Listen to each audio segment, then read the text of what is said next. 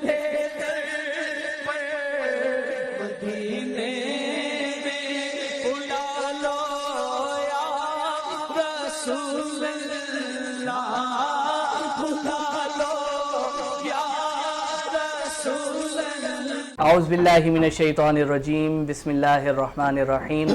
ناظرین محترم، السلام علیکم ورحمۃ اللہ وبرکاتہ۔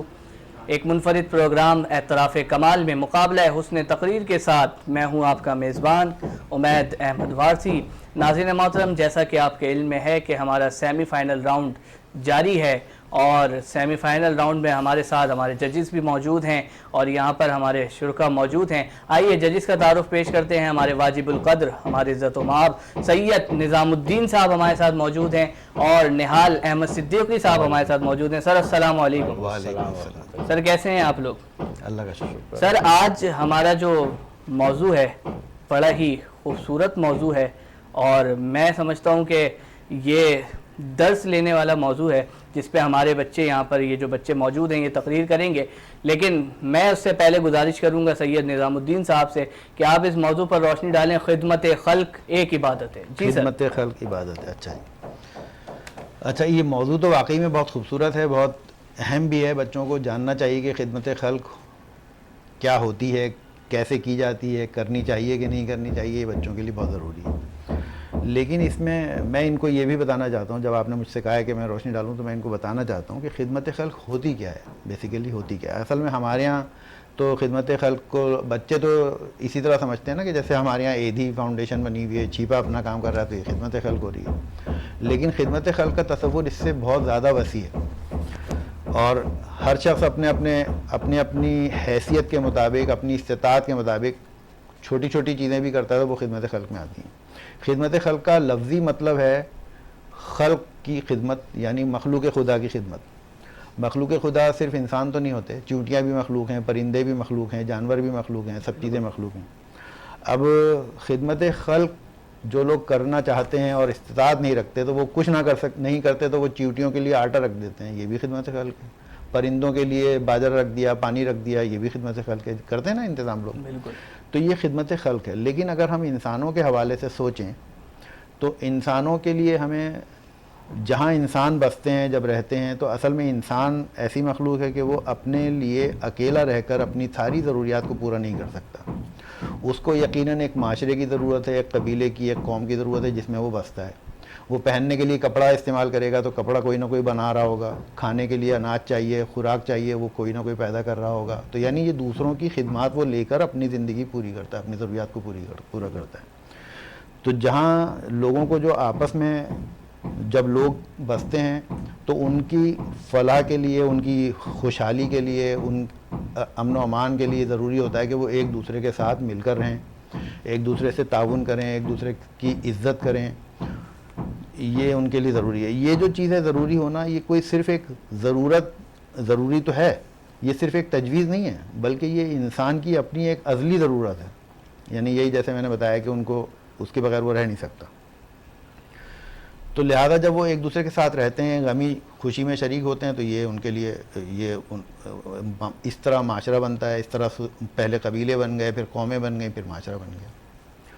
اب اگر ہم اسلام کے اوپر دیکھیں تو اسلام نے خدمت خلق کا تصور جو ہے اس کو اور وسعت دی ہے۔ اسلام نے کہا کہ یعنی یہ جو ایک تصور ہے کہ ہم ایک دوسرے کی ضروریات کا خیال رکھتے ہیں، ان کے معاملات کو دیکھتے ہیں، غمی خوشی میں شریک ہوتے ہیں، ان کے دکھ درد میں شریک ہوتے ہیں، تو یہ تو ہے ہی۔ اس کے بعد اسلام نے کہا کہ مسکینوں کی مدد کرنا ہے، معذوروں کی مدد کرنا ہے، یتیموں کو، بیواؤں کو سہارا دینا ہے، ان کی کفالت کرنا ہے، یہ سب چیزیں آپ کو فرض میں شامل کی گئیں۔ ٹھیک ہے؟ تو جب ہم جہاں یہ معاشرہ اس کو کہتے ہیں جس میں فرائض بھی ہوتے ہیں کچھ لوگوں پہ اور کچھ نہ کچھ ان کے حقوق بھی ہوتے ہیں، ٹھیک ہے نا؟ تو جہاں یہ فرائض اور حقوق پورے ہوتے ہیں وہ فلاحی معاشرہ کہلاتا ہے۔ اب اسلامی فلاح میں یہ شامل ہے کہ آپ یتیموں کی کفالت بھی کریں گے، اگر آپ کی استطاعت ہے تو آپ بیواؤں کی مدد بھی کریں گے، اگر جو لوگ تعلیم یافتہ نہیں ہیں ان کو آپ پڑھانے کی کوشش کریں گے، ان کو تربیت دیں گے تاکہ وہ روزگار حاصل کر سکتے ہوں، ان کی مناسب مدد کریں گے۔ تو انسانوں کے لیے جو انسان کی جو خدمت ہے وہ مخلوق ہے، چونکہ انسان سب سے افضل مخلوق ہے، افضل اشرف المخلوقات ہے، تو لہذا انسان کی جو خدمت ہے وہ خدمت خلق کا اول یعنی بہتر ترین وسیلہ ہے. لیکن اگر استطاعت نہ ہو تو آپ چھوٹے چھوٹے کام بھی کر سکتے ہیں، وہ بھی ہے. تو یہ مطلب ہمارے اسلام کے اندر یہ کہا گیا کہ اس طریقے سے آپ ہر یعنی معذوروں کی خدمت، بیواؤں کی کفالت، مجدیتی یتیموں کی کفالت، یہ ہمارے لیے فرض کیا گیا اور اس کو عبادت کا درجہ دیا گیا. کسی اور مذہب میں، کسی اور معاشرے میں خدمت خلق کا تصور اتنا وسیع نہیں. اللہ تعالیٰ ہمیں دعا کرنی چاہیے کہ ہمیں استطاعت دے، ہمیں موقع دے کہ ہم یہ کام انسانوں کی خدمت کر سکیں. آمین. تو ناظرین محترم، اپنے لیے تو سب جیتے ہیں، لیکن بہترین انسان وہی ہے جو دوسروں کے کام آتا ہے. شاعر نے کیا خوب لکھا ہے، لوگ وہی جہاں میں اچھے آتے ہیں جو کام دوسروں کے. ناظرین محترم، ہمارے ساتھ مقابلہ حسن تقریر کے شرکا موجود ہیں. آئیے آپ کا تعارف ان سے کرواتے ہیں. ہمارے ساتھ مقابلہ حسن تقریر میں جو پہلے شریک موجود ہیں ان کا نام محمد ابراہیم ہے اور ان کا تعلق محمد علی جوہر اکیڈمی سے ہے. ہمارے ساتھ مقابلہ حسن تقریر میں جو دوسری شریک موجود ہیں ان کا نام عائشہ صدیقی ہے اور ان کا تعلق دی ایجوکیٹر سے ہے. ہمارے ساتھ مقابلہ حسن تقریر کی جو آج کے آخری شریک ہیں ان کا نام قرینہ آوان اور ان کا تعلق دسیوی اسکول بلدیہ ٹاؤن سے ہے. تو سر، مقابلے کا آغاز کریں. بسم اللہ کریں. مقابلے کے آغاز سے پہلے ہم آپ کو شرائط سے آگاہ کر دیں. ہمارے مقابلے کی جو پہلی شرط ہے وہ یہ ہے تقریر دیکھ کر پڑھنے کی اجازت نہیں ہوگی. مقابلہ حسن تقریر کی جو دوسری شرط ہے وہ یہ ہے کہ آپ کا جو تقریر کا دورانیہ ہے وہ 2.5 منٹ ہے اور 2 منٹ پر ہمارے ججز آپ کو سبحان اللہ کی صورت میں کال دیں گے. اس کا مطلب یہ ہے کہ اب آپ کے پاس صرف اور صرف آدھا منٹ باقی ہے، یعنی کہ 30 سیکنڈ موجود ہیں جس میں آپ نے اپنی تقریر کا اختتام کرنا ہے اور اپنی بات کو مکمل کرنا ہے. اور ہمارے مقابلے کی جو تیسری شرط ہے وہ یہ ہے ہمارے ججز کا حتمی اور آخری فیصلہ ہوگا، اس کو چیلنج نہیں کیا جائے گا. مقابلے کا آغاز کرتے ہیں ہمارے مقابلہ حسن تقریر کے آج کے پہلے شریک محمد ابراہیم. جو اعلیٰ ظرف ہوتے ہیں ہمیشہ جھک کے ملتے ہیں، سراہی سر نگوں ہو کر بھرا کرتی ہے پیمانہ. جناب صدر السلام علیکم. خدمت خلق یعنی خلق خدا کی خدمت کہنے اور سننے میں یہ بات کس قدر آسان معلوم ہوتی ہے، مگر کیا کیا جائے، ہم نے ہر آسان عمل کو مشکل بنا دیا ہے. اس کی صرف یہی وجہ ہے کہ ہم نے دین کو مشکل بنا لیا ہے. اگر ہم دین سے دور نہ ہوتے تو یہ معاشرہ بلکہ یہ دنیا جنت کا منظر پیش کرتی، کیونکہ نہ صرف اللہ کی آخری کتاب بلکہ اس سے قبل نازل ہونے والے تمام آسمانی صحیفے انسانیت کے درد سے لبریز ہیں. جناب محترم، مشرکین کو نبی کریم صلی اللہ علیہ وآلہ وسلم کی نمازوں اور عبادات سے کوئی خوف نہ تھا. انہیں خوف تھا تو آپ کے صادق و امین ہونے کی وجہ سے. انہیں خوف تھا کہ وہ اب بچیوں کو زندہ دفن نہ کر سکیں گے. انہیں خوف تھا کہ اب کم تولنے پر سوال اٹھائے جائیں گے. انہیں خوف تھا کہ اب مال میں ملاوٹ نہ کر سکیں گے. انہیں خوف تھا کہ اب بلال رضی اللہ تعالیٰ عنہ اور امیہ میں کوئی فرق نہیں رہے گا. بقول شاعر، گھروں پہ نام تھے، ناموں کے ساتھ عہدے تھے، بہت تلاش کیا کوئی آدمی نہ ملا. جناب صدر، خدمت خلق سے دوری کی وجہ آج بھی یہی ہے کہ ہم خدا پرست نہیں، ہم خود پرست ہیں. ہم نبی کا امتی جیسا دکھائی تو دینا چاہتے ہیں مگر ان کے بتائے ہوئے راستے سے کوسوں دور ہیں. ہم صحابہ کے غلام تو ہیں مگر ان کے تابع دار نہیں. ہم اہل بیت کے ماننے والے تو ہیں مگر ان سے جذبہ ہم میں موجود نہیں. صدر گرامی، خدمت خلق سے ہماری مراد اللہ کی مخلوق کے ساتھ باہمی ہمدردی اور بھائی چارہ ہے. گویا کہ انسان کی تخلیق کا مقصد ہی ہے کہ ایک انسان کے دل میں دوسرے انسان کے لیے محبت اور خدمت کا جذبہ پیدا ہو. صدر گرامی، نبی کریم صلی اللہ علیہ وآلہ وسلم سے سوال پوچھا گیا کہ دین کی تعریف کیا ہے. آپ صلی اللہ علیہ وآلہ وسلم نے جواب دیا، دین قائم خدا بندی کی عظمت اور خلق خدا پر شفقت کا نام ہے. جذبہ باہمی اور خدمت خلق کی عبادت ہے. بندوں کے حقوق پورا کرنا ہی عبادت ہے. جناب صدر، ہمیں صرف مثبت سوچ رکھنے کی ضرورت ہے.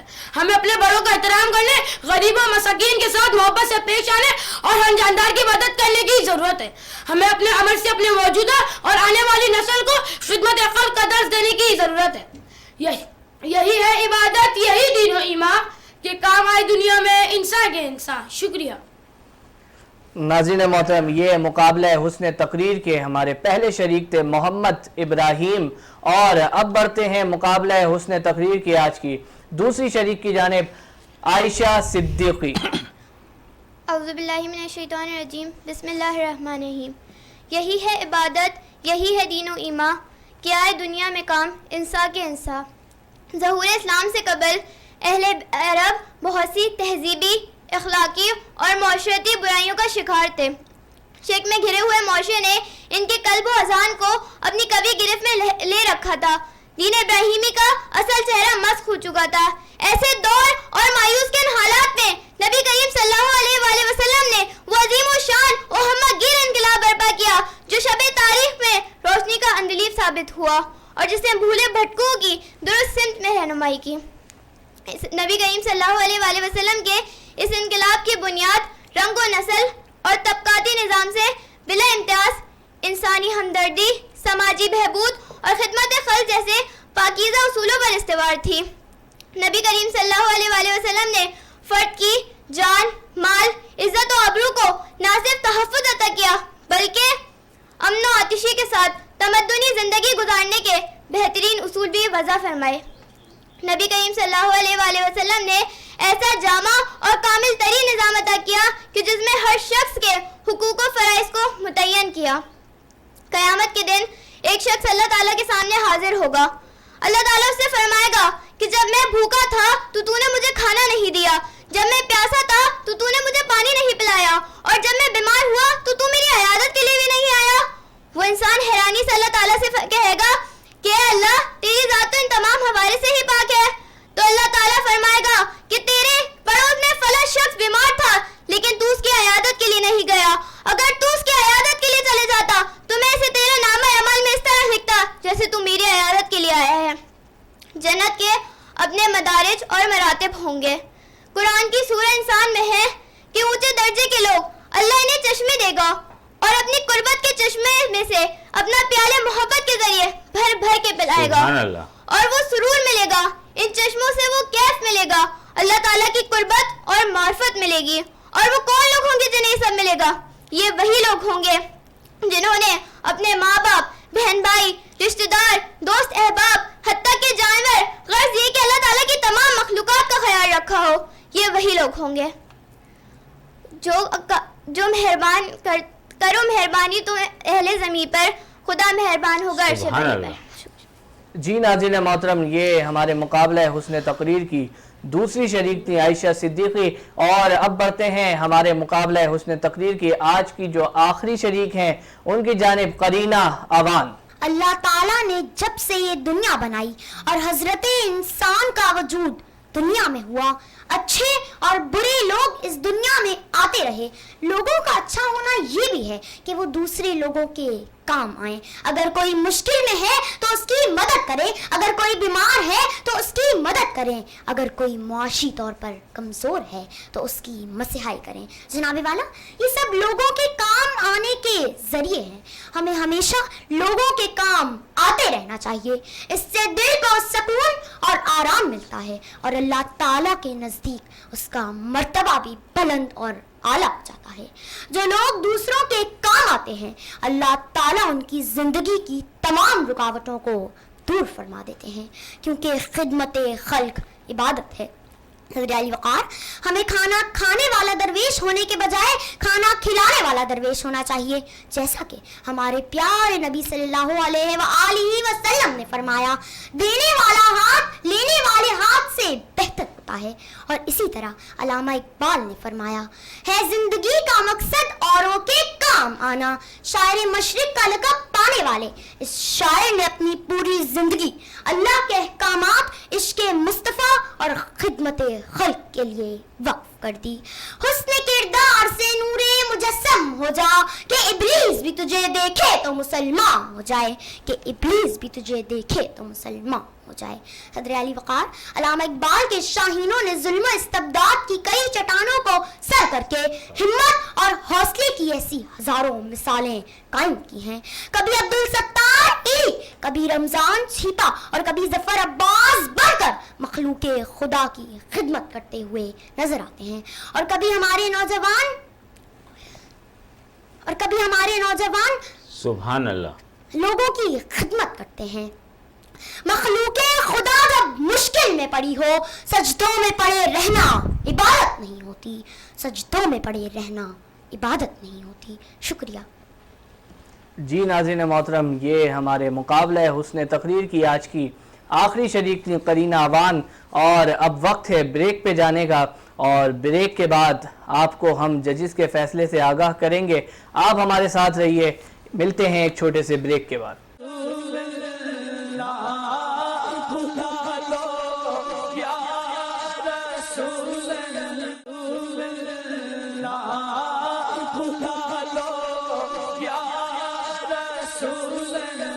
جی ناظرین محترم، ویلکم بیک. بریک سے واپس آ چکے ہیں اور اب وقت ہے فیصلے کی جانب بڑھنے کا. تو سید نظام الدین صاحب سے ہم پوچھیں گے، سر بچوں کی پرفارمنس کیسی رہی؟ کیسی رہی بتاتے ہیں. ماشاءاللہ سیمی فائنل راؤنڈ ہے تو سیمی فائنل تو لگ رہا ہے کہ سیمی فائنل ہے. بچوں نے بہت اچھی تقاریر کی ہیں. سب لوگ اپنے تقاریر کے حساب سے اپنی اچھی طرح محنت کر کے یہاں آئے ہیں. خوشی ہو رہی ہے دیکھ کے. اچھا، اس میں کچھ غلطیاں جیسے ہوتی ہیں تقاریر میں بچوں سے، کیونکہ یہ اسٹوڈنٹ ہیں، طالب علم ہیں، اور ابھی سیکھنے کے عمر سے گزر رہے ہیں، وقت سے گزر رہے ہیں، تو یہ سیکھ بھی رہے ہیں. ابھی ساتھ ساتھ غلطیاں ہوں گی تو سیکھیں گے ضرور. تو وہی غلطیاں چھوٹی ہیں جو میں آپ کے سامنے بیٹا آپ لوگوں کی تصحیح کے لیے میں آپ کو بتا رہا ہوں.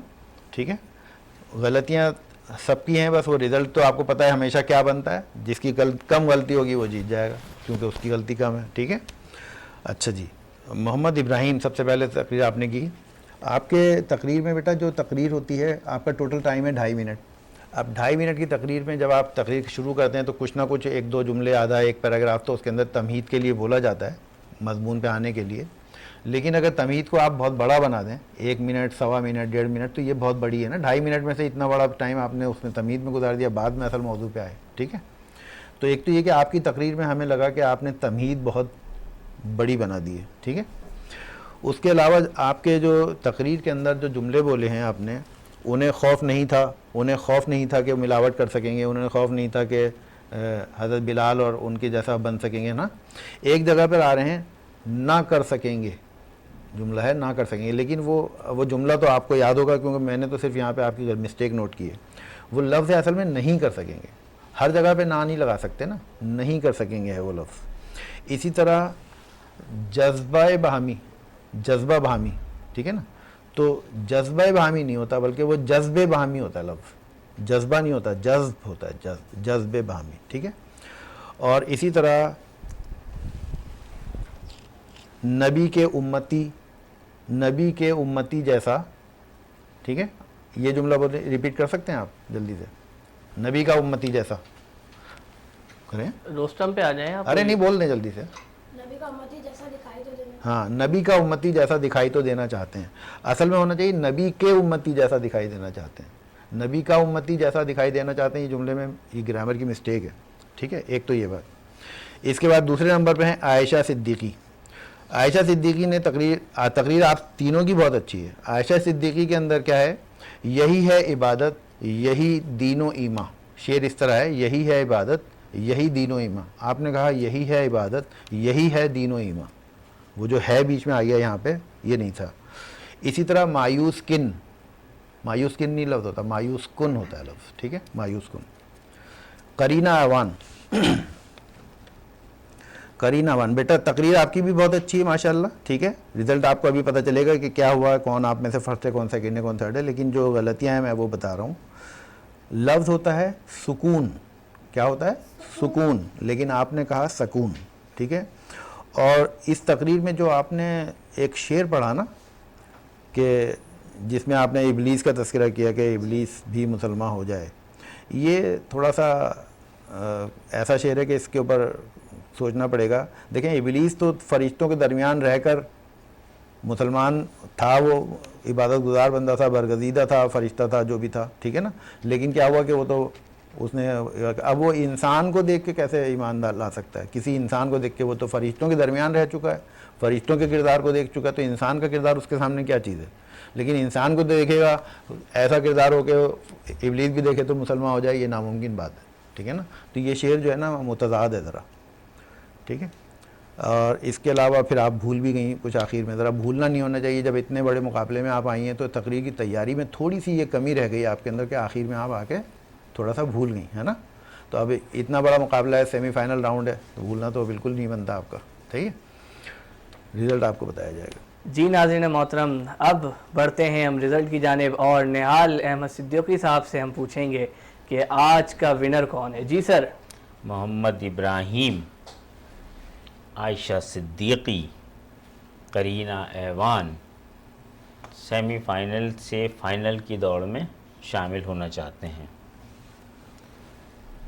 پوسٹ مارٹم تو نظام صاحب نے بہترین طریقے سے کر دیا. میں صرف رسمی کارروائی پوری کر دیتا ہوں کہ آج کے اس سیمی فائنل کے جو ونر ہیں وہ ہیں, کیا لکھا ہوا ہے یار, یہ اسپیلنگ دیکھنا پڑے گی. مشکل عائشہ نام ذرا ہے. یہ بتائیے گا کیا لکھا ہوا ہے. عائشہ صدیقی اس مقابلے کی ونر ہیں عائشہ صدیقی. مبارک اور ہو. دوسرے نمبر پر آئے ہیں قرینہ ایوان, جبکہ ابراہیم آپ آئے ہیں تیسرے نمبر پر.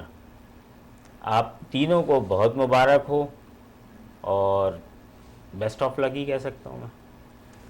جی ناظرین محترم, تو آپ نے دیکھا کہ عائشہ صدیقی آج یہاں پر ونر ہوئی ہیں اور فائنل کی ریس میں یہ شامل ہو چکی ہیں. اور آئیے ان سے بات کرتے ہیں. جی عائشہ, کیسا لگ رہا ہے آپ کو؟ مجھے بہت اچھا محسوس ہو رہا ہے اور میں وینس ٹی وی کی بہت شکر گزار ہوں کہ انہوں نے مجھے اس پلیٹ فارم پہ جانے تک کی وہ کری, آپ کو موقع فراہم کیا. اور آپ کو امید تھی کہ آپ یہاں سے کوالیفائی کریں گی فائنل کے لیے؟ مجھے تھوڑا ڈر تھا کیونکہ میری تیاری بس تھوڑی نارمل ہی تھی, لیکن میں کیوں, آپ نے محنت نہیں کی کیا؟ تیاری نارمل تھی؟ میں نے محنت کی تھی لیکن مجھے تقریر کافی لیٹ ملی تھی. اچھا, تو امید کرتے ہیں کہ فائنل میں آپ اس سے مزید بہتر پرفارمنس دیں گی. تو ناظرین محترم, اسی کے ساتھ آج کے مقابلہ حسن تقریر کا اختتام کرتے ہیں. حضرت علامہ اقبال رحمۃ اللہ تعالی علیہ لکھتے ہیں, ہو میرا کام غریبوں کی حمایت کرنا, درد مندوں سے ضعیفوں سے محبت کرنا. اسی بات کے ساتھ آپ مجھے دیجیے اجازت. اللہ نگہبان.